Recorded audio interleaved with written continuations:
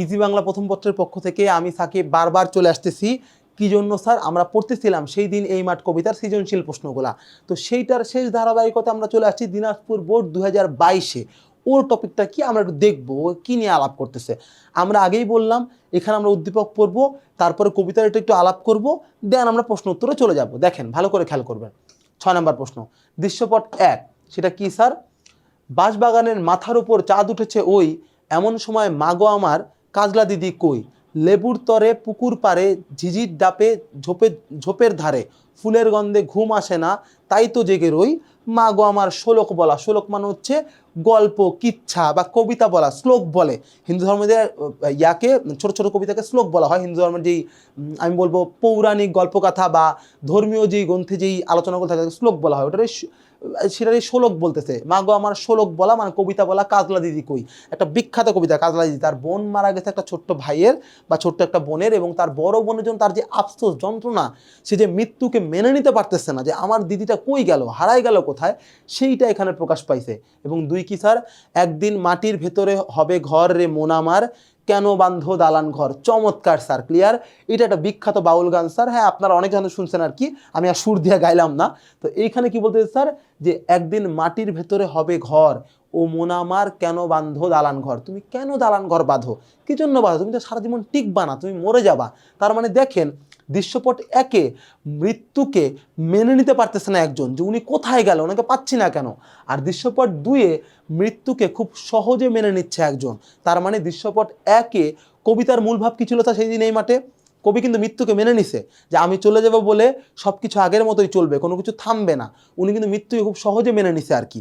কিন্তু এই দৃশ্যপট 1-এ কিন্তু সেটাকে মেনে নিতে পারতেছে না একজন, আরেকজনের মৃত্যুকে মেনে নিতে পারতেছে না, যে সব কিছু নর্মাল, তবু আমার দিদি কই, দিদি নাই কেন। তো এই জায়গাটার সাথে কিন্তু আমাদের কবির যে মৃত্যুকে মেনে নেওয়ার যে চিন্তাটা, তার মধ্যে একটা বৈসাদৃশ্য বা অমিল দেখতে পাই দৃশ্যপট 1-এ। দৃশ্যপট 2-এ কি স্যার? এই দৃশ্যপট 2-এর যে কবি, সে যেন কবি জীবনানন্দ রামাশয় মৃত্যু খুব সহজে মেনে নিছে, যে তুমি কেন দালান কোঠা বাঁধো ভাই, তুমি তো আর বাঁচবা না সারা জীবন, থাকবা না স্যার, ক্লিয়ার। ঠিক যেমনটা কে মেনে নিছিলেন স্যার? হাসন রাজা, তার বিখ্যাত গান লোকে বলে বলে রে ঘর বাড়ি ভালা নাই আমার, কি ঘর বানাইমো আমি শূন্যের মাঝার। এই যে লাইনটা, মানে আমি কেন ঘর বানাবো, আমার তো শূন্যের মাঝার, শূন্যতা, আমি তো ফুরাই যাবো স্যার। হ্যাঁ, আমি বানায় কোনো লাভ আছে? কোনো লাভ নাই স্যার, ক্লিয়ার। এবং মাঝখানে সে কি বলতেছে একটা প্যারার মধ্যে, ভালা করি ঘর বানায় কয়দিন থাকমু আর, আয়না দিয়া চায়া দেখি পাকনা চুল আমার, মানে আমার চুল তো পাইকে গেছে, আমি তো বুড়ো হয়ে যাচ্ছি, এই ঘর বানায় লাভটা কি? তার মানে দেখেন দৃশ্যপট 2, হাসন রাজা, জীবনানন্দ দাশ, তারা তিনজনই কিন্তু মৃত্যুকে খুব সহজে মেনে নিতে পারছিল কবিতার মধ্যে। কিন্তু দৃশ্যপট 1-এ কিন্তু আমাদের যে ভাইটা, সে তার দিদির মৃত্যু কিন্তু সহজে মেনে নিতে পারতেছে না। তার মানে এটার সাথে বৈসাদৃশ্য, এর সাথে সাদৃশ্য পাবো বলেই আমরা আশা করি। এবার প্রশ্নটা দেখি। 1 নাম্বার প্রশ্নটা সেটা কি? সেই দিন এই মাঠ কবিতায় চালতা ফুল কিসের জলে ভিজবে না স্যার? ক্লিয়ার। চালতা ফুল শিশিরের জলে ভিজবে স্যার, ক্লিয়ার। কিসের জলে ভিজবে? এখানে মনে হয় একটু শব্দটা বাদ দিছে, আমি একটু বলে দিই, কিসের জলে ভিজবে।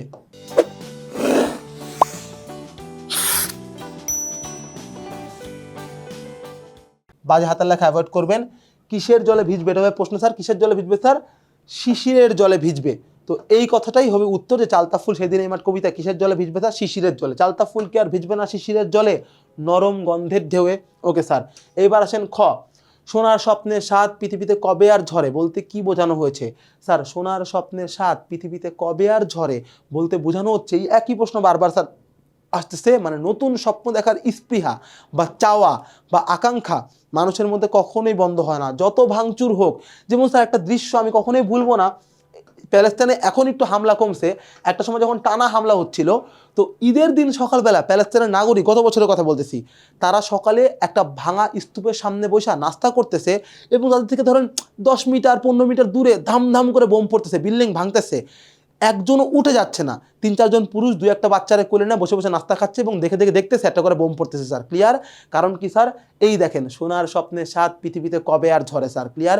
এত ভাঙচুরের মধ্যেও তারা কিন্তু স্বপ্ন দেখতেছে, যে তাদের বেঁচে থাকার স্বপ্নটা, যে এত ভাঙচুর হচ্ছে হোক, জীবন তো চলবেই, খাইতে তো হবে স্যার, পালায় আর কই যাব, বোম যদি পরে মরতে তো হবেই, তার থেকে মেনে নেই এই ভাঙচুরের পরে আমরা আবার ফিরে আসার চেষ্টা করব। আমার সৌভাগ্য বা দুর্ভাগ্য যাই বলি না কেন, হয়েছিল এক বন্ধুর সাথে রোহিঙ্গা ক্যাম্পে যাওয়া আমাদের বাংলাদেশে, এবং তার সাথে একটা কথা বলা, এনজিওর পক্ষ থেকে গেছিলাম একটা, এবং তার সাথে কথা বলা। তখন একজন রোহিঙ্গা শিশু, শিশু বলবো না, কিশোর বলবো, 12-13 বছর বয়সী একজন নারী এবং আরো 2-3টা পুরুষ, ওরা মানে ছেলে বাচ্চা কাচ্চা, তো ওরা আধা আধা বাংলা রোহিঙ্গা ভাষা মিলায় জিলায় বললো, ওরা তো বাঙালির মতোই কথা বলে প্রায়, তো ওদের বললো যে ওদের এখনো স্বপ্ন যে ওরা ওদের দেশে ফেরত যাবে, ওদের মিয়ানমারে ওরা ফেরত যাবে, গুলি বন্ধ হবে, ওরা ওদের সেই ভিটাবাড়ি, সেই মাটিতে, সেই পুকুরে পা রাখবে। তার মানে দেখেন এত ভাঙচুর, এত দুঃখ, এত অসহায়ভাবে এখানে বাস করতেছে, কিন্তু স্যার তাদের সোনার স্বপ্ন দেখার স্বাদ কিন্তু বন্ধ হচ্ছে না। তারা কিন্তু রঙিন স্বপ্ন দেখেই যাচ্ছে যে ইনশাল্লাহ একদিন ঘরে ফেরত যাব, ইনশাল্লাহ নিজের দেশকে আবার জড়ায় ধরবো। তার মানে স্যার দেখেন এই জায়গাতে, এই লাইনটাতে কিন্তু এটাই প্রকাশ পাচ্ছে, মানুষের নতুন স্বপ্ন দেখার যে স্পৃহা তা কখনোই বন্ধ হয় না। পরিষ্কার স্যার, আমি অনেকগুলো ব্যাখ্যা দিলাম এই কারণে, তার কারণ এই লাইনটা অনেকবার আসছে, একই কথা বারবার বলার থেকে নতুন কিছু উদাহরণ আপনাদেরকে দেওয়ার চেষ্টা করলাম। ওকে স্যার, এইবার আছেন গতে। দেখেন স্যার গতে কি বলতেছে, খেয়াল করবেন, দৃশ্যপট 1-এর সঙ্গে সেই দিন এই মাঠ কবিতার সাদৃশ্যপূর্ণ দিকটি ব্যাখ্যা করো। স্যার সাদৃশ্যপূর্ণ দিকটা কই স্যার? একটা বৈসাদৃশ্য আসে যে কবি মানে এখানকার ছেলেটা মৃত্যুকে মানতে পারতেছে না, কিন্তু সাদৃশ্য মিলটা কই স্যার? মিলটা হচ্ছে এইখানে যে প্রকৃতি আগের মতোই আছে, আমার দিদি নাই, আমার দিদি যে নাই তাতে প্রকৃতির কিচ্ছু যায় আসে না। সেই পুকুর তলে, নেবুর তলে থোকায় থোকায় জোনাক জ্বলতেছে স্যার, ঝিঝি পাখি ডাকতেছে, ঝিঝি পোকা ডাকতেছে, ফুলের গন্ধে ঘুম আসা বন্ধ হয়ে গেছে, সেই আগের মতোই আর কি, কিন্তু আমার দিদির কিন্তু আমি আর খুঁজে পাচ্ছি না। অর্থাৎ দিদির মৃত্যুতে কিন্তু প্রকৃতি থেমে যায় নাই, বরং আগের মতোই চলতেছে। এই জিনিসটার সাথেই কিন্তু সাদৃশ্য পাওয়া যায়, মানে জীবনের যে প্রবাহ তা কখনো মানুষের মৃত্যুর জন্য অপেক্ষা করে না বা আটকায় থাকে না। দেখেন স্যার দুইটা লাইন পড়ি স্যার, এই দেখেন, প্রকৃতির এই অবিনাশী বৈশিষ্ট্যই মানুষের ক্ষণস্থায়িতার বিপরীতে স্পষ্টভাবে ফুটে ওঠে। মিলল স্যার? এটা হচ্ছে কবিতায়। এইবার দেখেন মানুষের এই ক্ষণস্থায়িতা এবং প্রকৃতির চিরস্থায়ী অবস্থা কবিতার ভাবের সঙ্গে মিলিয়ে দৃশ্যপট 1-এ প্রকাশ পেয়েছে। দেখেন আমি তো এইটাই বললাম, মানুষ ক্ষণস্থায়ী, প্রকৃতি চিরন্তন। কাজলা দিদি চলে গেছে কিন্তু প্রকৃতি আগের মতো রয়ে গেছে, তাই কিন্তু গতে প্রকাশ পাইছে। Clear sir? তার মানে আপনি বলতে পারেন উদ্দীপক আর কবিতার মৌলিক জায়গাটা আসলে এক। পরিষ্কার স্যার? খুবই পরিষ্কার। এবার আমরা শেষ প্রশ্নে যাব, আমাদের ঘয়ের প্রশ্নে।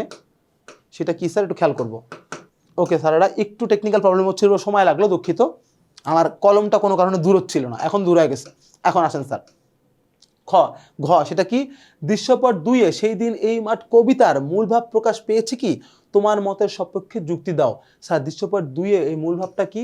ওই যে কবি মেনে নিছে যে ভাই এত আশা করে লাভ কি, বাইধা লাভটা কি, একদিন তো চলেই যাবে, একদিন তো মরেই যাবা।